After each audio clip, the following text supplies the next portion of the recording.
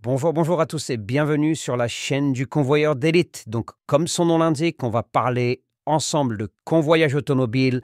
On va voir qu'est-ce qu'est le convoyage automobile. On va voir aujourd'hui la situation de ce métier en France. On va voir qui sont les convoyeurs automobiles et quels sont les différents acteurs de ce métier. Et plus important encore, on va voir en 2024 s'il est possible de dégager un revenu intéressant de ce métier ou si ce métier est une arnaque totale. Bref, on va voir tout ça ensemble. Et avant de commencer, je vous invite à vous abonner et à cliquer sur le petit pouce bleu si ce n'est pas encore fait et à activer la petite cloche pour ne rater aucune vidéo. Allez, c'est parti.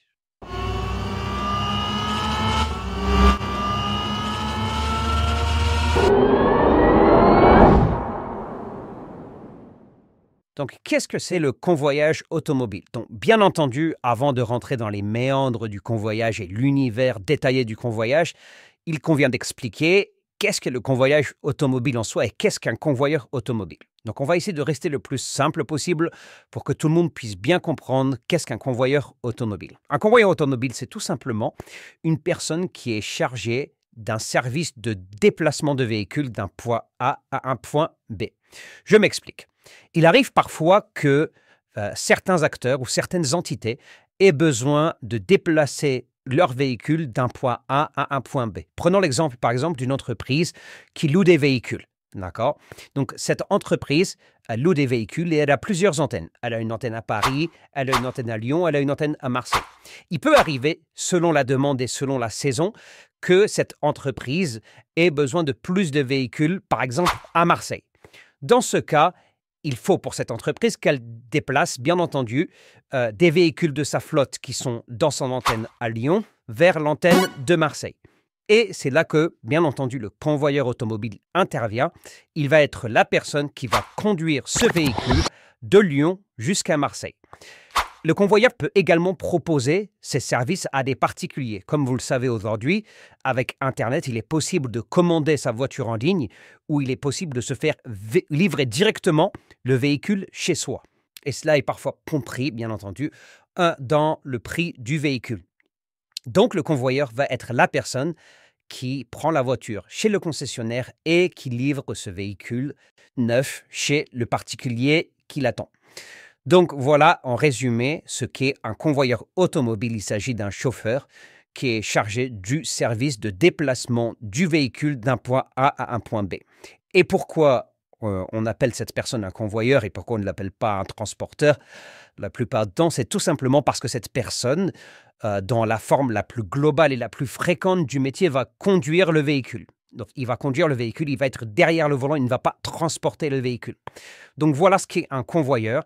D'autres entreprises ou d'autres personnes appellent aussi cette personne un jockey.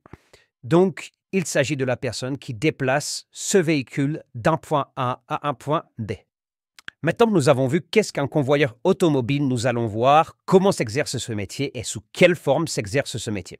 Donc, on peut classer les convoyeurs en deux grandes catégories. D'un côté, dans la première catégorie, nous avons les convoyeurs salariés. Ces convoyeurs salariés, ce sont des convoyeurs tout simplement qui sont en CDD ou en CDI dans une entreprise et qui vont exercer le métier de convoyeur en échange d'un salaire mensuel. Donc, cette catégorie de convoyeurs, on va dire qu'elle peut avoir un avantage fiscalement, puisque la personne est tout simplement salariée d'une entreprise. Mais forcément, au niveau du salaire, le salaire est vite plafonné et vite limité. Et comme vous le savez, c'est l'inflation pour tout le monde. Donc, ce n'est pas forcément la meilleure manière d'exercer ce métier, bien qu'elle puisse avoir, comme je l'ai dit, quelques avantages fiscaux.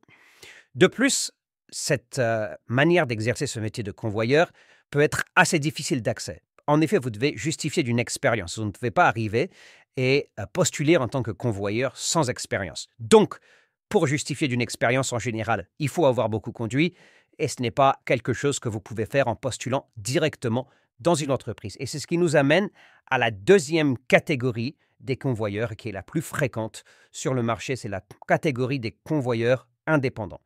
Donc ici, ce métier va s'exercer en tant qu'auto-entrepreneur dans sa forme la plus fréquente. Je dis bien la plus fréquente parce qu'il y a d'autres formes qui peuvent exister tout en étant indépendants. Mais dans sa forme la plus fréquente, vous trouverez que les gens qui exercent ce métier sont des auto-entrepreneurs. Donc ici, En tant qu'auto-entrepreneur, vous allez être indépendant et vous allez avoir vos propres clients et avoir vos propres missions. Donc, tout naturellement, la question qui nous vient à l'esprit, c'est comment est-ce que je deviens convoyeur indépendant? Et la réponse à cette question, elle est plutôt simple.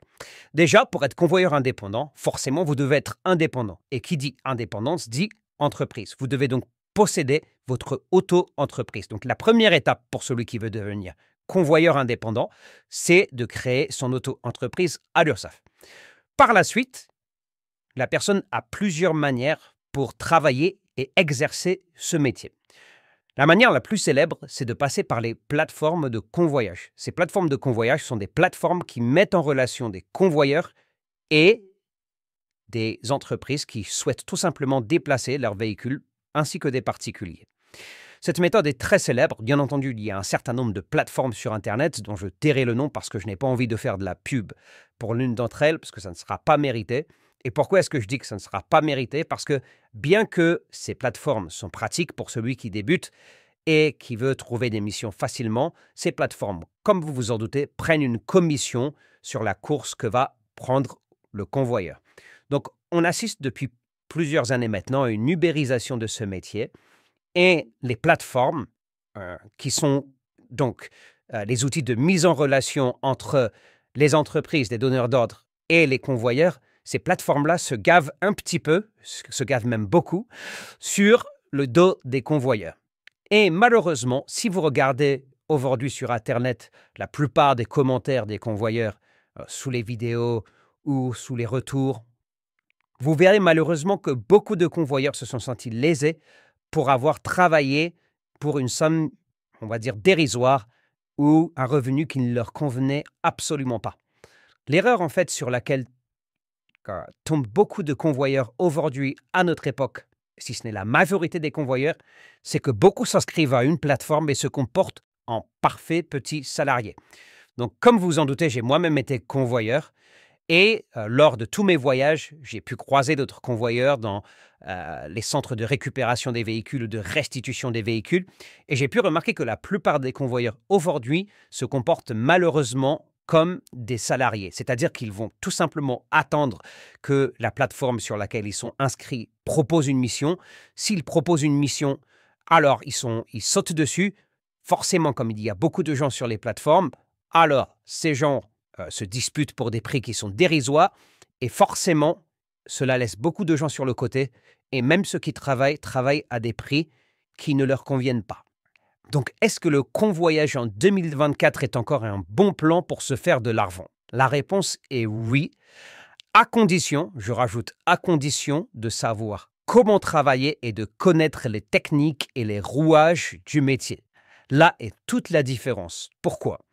Il y a des convoyeurs qui malheureusement ne connaissent pas les techniques du métier, restent inscrits à une plateforme comme je l'ai dit précédemment, et en plus de ne rester inscrits qu'à une plateforme, ils se comportent comme des salariés. De l'autre côté, on a des convoyeurs qui ont réussi à étoffer leur offre, qui ont réussi à devenir véritablement indépendants et ce sont des convoyeurs qui arrivent parfois à dégager jusqu'à 1 000 € net par semaine. Donc, c'est la fin de cette vidéo. J'espère qu'elle vous a plu. N'hésitez pas à vous abonner encore une fois. Si vous voulez en savoir un peu plus, vous avez le lien dans la description deviensconvoyeur.com. Dessus, vous avez un extrait gratuit qui vous explique comment créer votre auto-entreprise, qui vous explique l'inscription à une plateforme et qui vous donne quelques petites techniques et quelques petites pistes pour devenir véritablement indépendant. Donc, on continuera cette série de vidéos sur le convoyage en rentrant plus dans certains détails et je vous laisse. À bientôt tout le monde, c'était le convoyeur d'élite.